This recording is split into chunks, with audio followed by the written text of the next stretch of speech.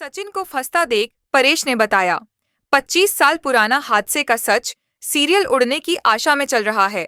High voltage drama, जहां रेणुका जिनको गिरफ्तार होता देख यूज पर लगाएगी घातिया इल्जाम की। यह तो शुरू से ऐसा ही है, यह तो बचपन में भी ऐसी घटिया हरकतें कर चुका है। इसे कोई फर्क थोड़ी पड़ता है। और देखने को मिलता है कि दूसरी तरफ सचिन को कहां कहां की चीज को सचिन और सहेली ने बचाया था।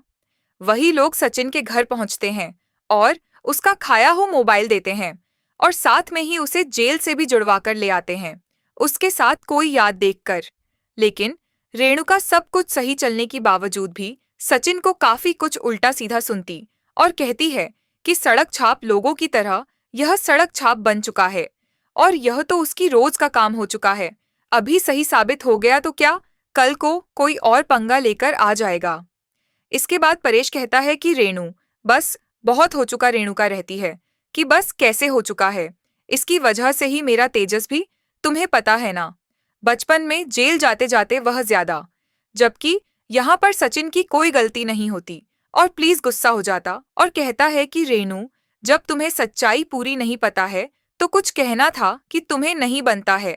जिसके बाद रेणु रहती है कि सच्चाई तो परेश तुम्हारे सामने ही तो थी कि पहले भी बचपन में भी जेल जा चुका है। जिसके बाद परेश कहता है कि अगर तेजस आते हैं, सामने पढ़ा लिखा खड़ा है, तो सिर्फ और सिर्फ सचिन की वजह से, क्योंकि सचिन नहीं तेजस को जेल जाने से बचाया था। उसे हादसे का सच यह है कि उसे लड़की की जान सचिन की वजह से नहीं, तेजस की वजह से गई थी और सचिन ने पूरा एग्जाम खुद पर ले लिया था।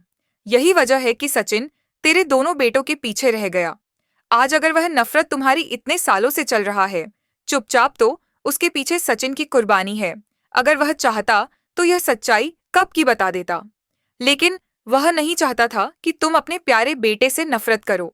लेकिन सचिन अगर उस दिन जेल नहीं जाता तो तेरा तेजस जेल जरूर जाता।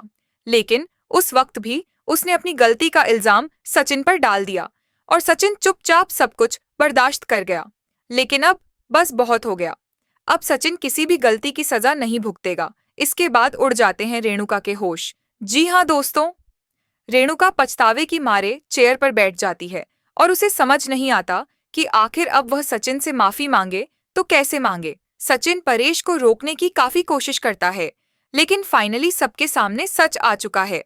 अब देखना होगा कि क्या रेणुका सचिन को अपने बेटे के रूप में अपनाएगी या नहीं।